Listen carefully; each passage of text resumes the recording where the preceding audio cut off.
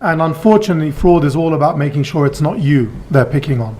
So chip is absolutely vital in the efforts to try and reduce fraud, both internal and external, but also to stop you from suffering some of the big losses that you see in magstripe fraud around the world. So I'm not going to spend too long talking about us, because I know this is very much your breakfast meeting, but that's who we are. If you have any questions, please do feel free to ask. Thank you. Thank you, Malik. Pleasure. Thanks, Malik, again. So I think it's probably quite clear why TSYS look good to us. In terms of their platform, as Malik said, they have a long history of building card management systems. They have a long history in our continent. And you know, I strongly believe that that's important, because some technologies just don't transition here.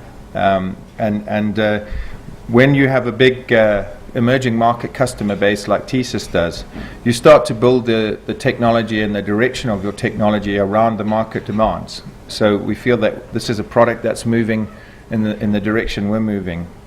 But of course, as a processor, it's very unusual to actually be able to go out and buy a card management system from a processor, from a global processor, from somebody who designs a card management system with processors in mind.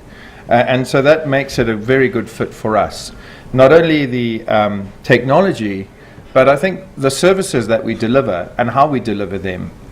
We don't have to dream it all up ourselves.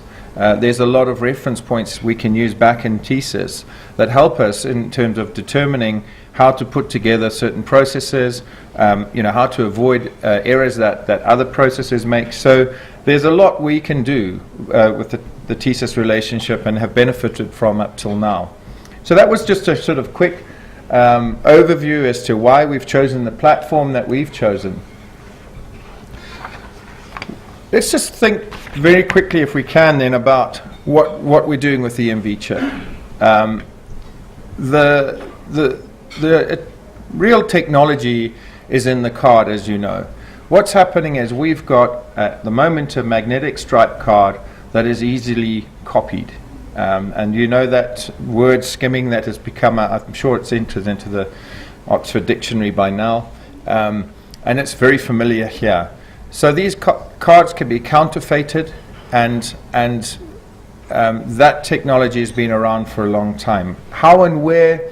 Everywhere. You can lose it. It can happen when you give your card to somebody at a point of sale. It can happen at an ATM if it's not guarded. It can happen online. It can happen all over the place. And so the basic security of the card has been compromised over a period of time. And if we think back to how long that technology has been in place, that's probably not surprising.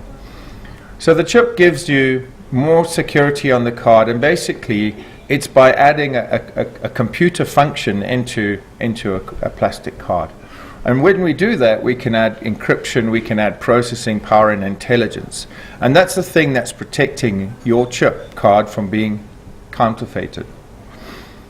I've got this question here: does the card have to be branded? I think there's been a statement, obviously, that cards need to be issued, all need to be chip certified by a date set by the Kenya Bankers Association, which I believe is supported by CBK. But I guess the big question with that is that saying you also at the same time have to join Visa or MasterCard? And I just want to clarify that point, that a lot of institutions I've spoken to assume the two are interrelated. Because EMV, of course, the EMV are Europay, MasterCard, Visa. So the assumption is that there's a statement saying, well, you've all got to join an association by a certain date. And the point is not. You've got to have an EMV chip card, but you can have a proprietary EMV chip card. So if you don't belong to association today, and you've looked at the business requirements of your organization and you've decided, I don't need to belong to Visa or MasterCard for whatever reason, that's fine. We can still, you can still go ahead and issue a proprietary EMV card. The key thing here is standards. As ever, I think Ron Webb, our technical director, has a saying, standards always has a plural, and that's a problem. So even when we talk about interface standards or card standards, they're always a plural, which means that within the standards, local bodies have to be clear about what they're doing so that there's no chance of a card issued locally not being able to be used on a local device. So on the proprietary standards, those do need to be agreed. And as I've said here, we're working with the bodies to put together a domestic standard for EMV chip. I just wanted to give you a thought though, and say, let's say that the chip now is hard to crack. It's hard to counterfeit. For a moment, put yourself in the shoes of a villain and say, is that the end? Do I stop being a villain and go back to farming? Or does this war continue? I think history has shown us that the war continues. So the question is, where does the war move to? If you can't get card details off the card, where do you get them next? Well, the answer is the data center. Because that's where your card, that's the other place your card details are stored. Does that make sense? So you either get them off the card, or you have to get them off the data center where the card details are stored.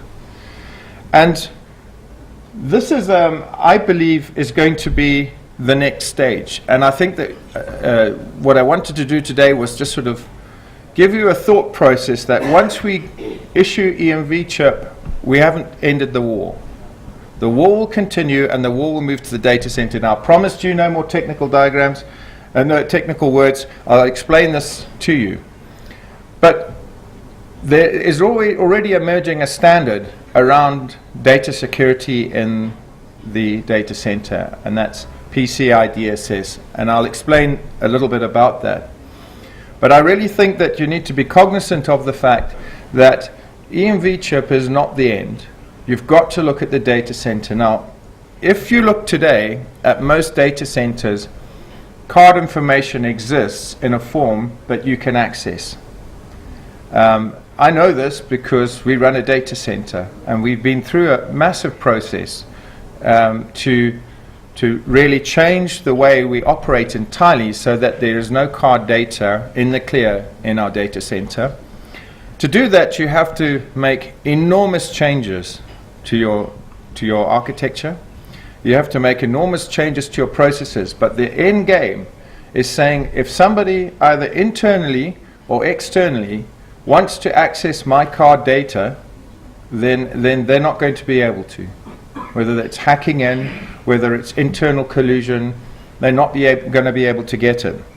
And it sounds as if that's virtually impossible, but that's how these big frauds are happening now, because fraudsters are coming in and taking massive bin ranges. They're taking huge volumes of cards at once off a central database. They're too clever. They don't go and use them on day one, because the moment you compromise, say, 2 of those 5,000 cards you've stolen, the bank will be alerted to it.